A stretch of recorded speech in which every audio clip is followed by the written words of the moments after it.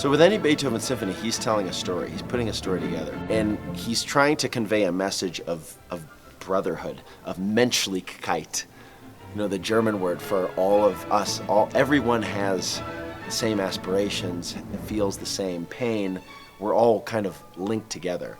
And what the Seventh Symphony does is it compounds that with the dance. The apotheosis of the dance, it was dubbed this by the later composer Richard Wagner, because this whole symphony has a dance-like quality to it. Every single movement, even the second movement, the slow movement, is not slow. It's an allegretto, so it's at a leisurely, walking, quickly pace. The third movement is a scherzo. Beethoven started the scherzo, this idea of taking the minuet and trio, turning it on its head, and at the end it's just a little joke. It's be-da-dum, and then it goes to minor ba-da-dum, almost like he's tempting us, he's teasing us in a way, and just bum, bum, beam, bum, bum. And this last movement is unrelenting. It's based on an Irish tune for some reason. He took this Irish tune, but you wouldn't know it. It's just such this utter expression of humanitarian joy and connection. It's my favorite Beethoven symphony, and it's kind of like one of those pieces where when you're playing Beethoven, especially Beethoven Symphony No. 7 in the season, you're always looking forward to it at the previous concerts. You know, you can't wait to play it, and that's what I think. That's the kind of energy that I think the audience is going to leave the concert with.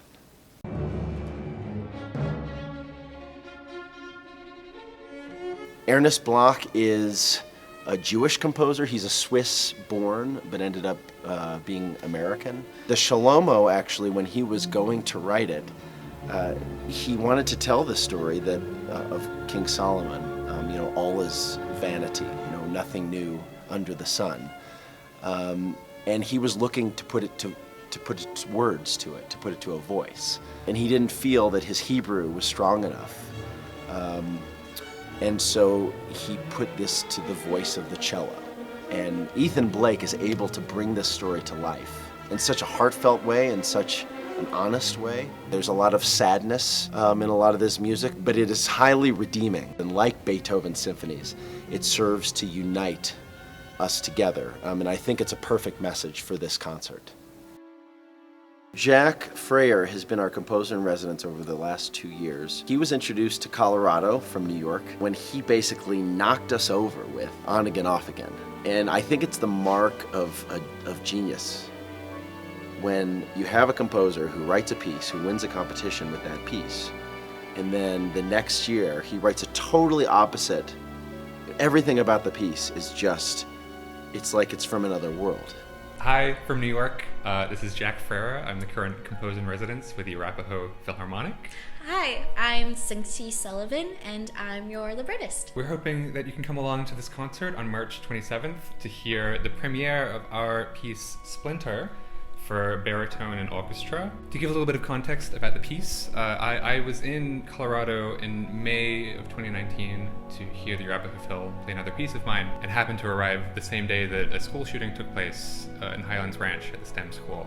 That whole week being there in Colorado, I kind of observed the community response, which was really, really moving, just the kind of care that was given to those affected. It felt like a really useful endeavor to write a piece that would give people the opportunity to reflect on these type of attacks. Mm-hmm. It could act as a vessel for their experiences, which is why I got in touch with Sung-Chi Sullivan, who is the librettist for the piece. They wrote the text that's being sung. So I'm from Denver.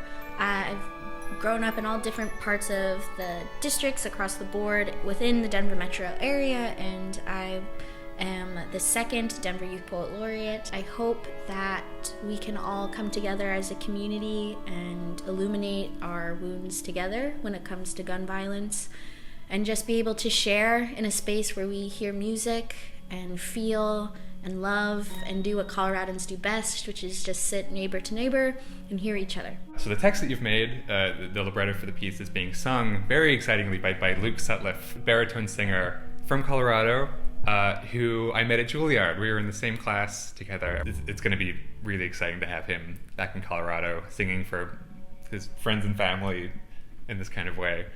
One of the things that Jack is utilizing on this premiere is called the Instrument of Hope.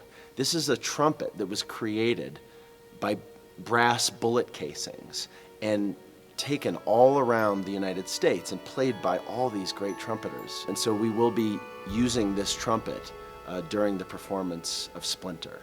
Jack is able to utilize his unique voice to give us so much hope and bring out of the orchestra a sound that brings us together, just like Beethoven and Ernest Bloch.